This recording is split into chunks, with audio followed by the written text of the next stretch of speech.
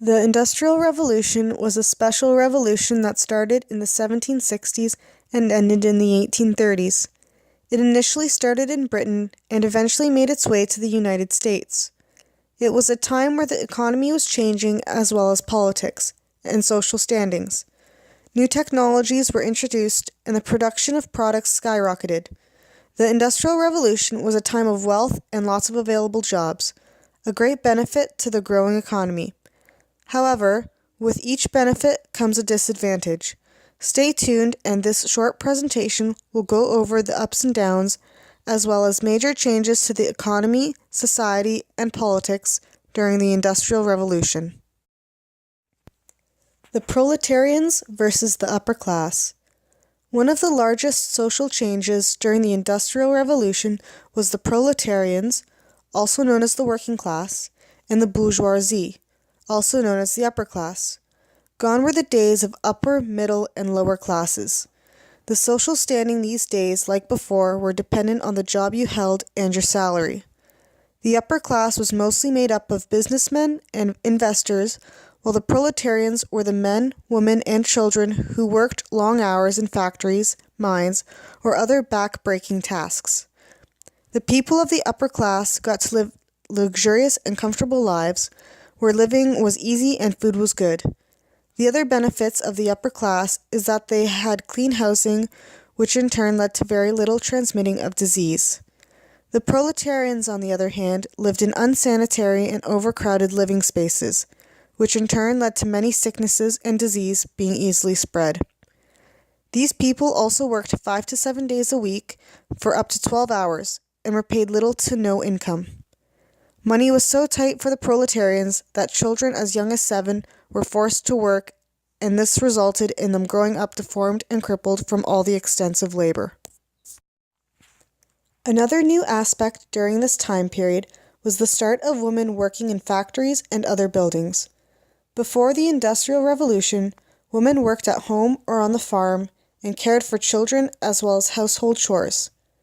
The Industrial Revolution made it possible for women to contribute to society, the economy, as well as becoming financial supporters for their families.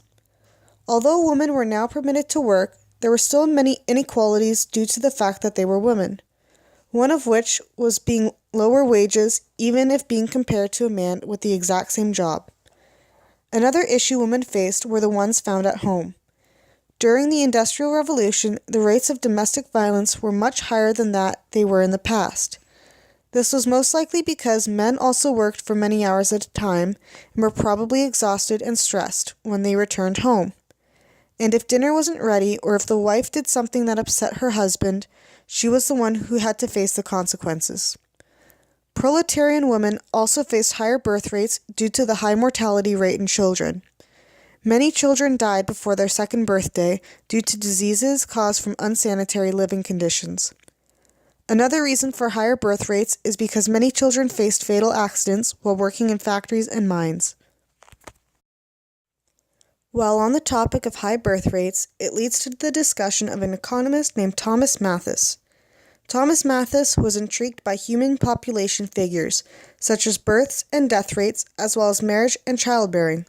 Malthus concluded that although food production increased arithmetically, the population usually tends to increase naturally and at a faster rate.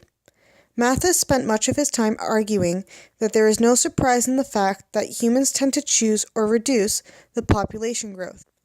He argued that yes, food population growth can be increased, however, this is a very slow and demanding process, and that it is much more effective to slow the growth of population. Immigrating, marrying late, or using contraceptives can all lead to slower population growth. As mentioned earlier, the Industrial Revolution was a time of high birth rate, which meant there were children, or as business owners saw them, able-bodied workers. People in today's society are appalled by the thought of children as young as 7 or 8 working in the mines. However, it was considered the norm during the Industrial Revolution. Families needed the money, and companies were willing to hire children due to the many benefits.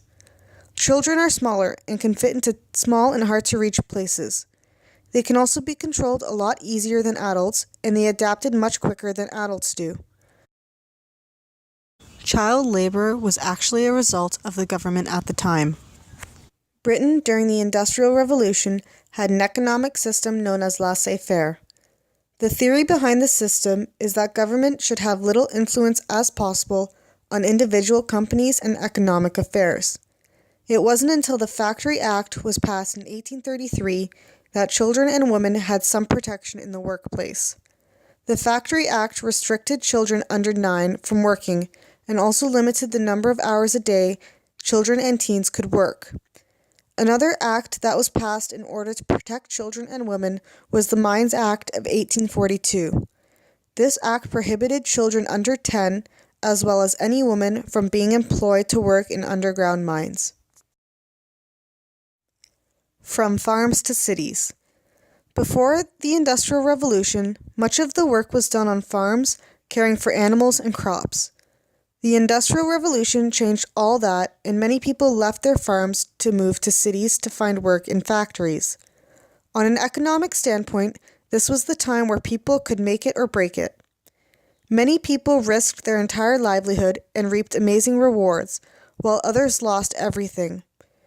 This was the time where new technologies and innovations replaced handmade products and production of products increased exponentially.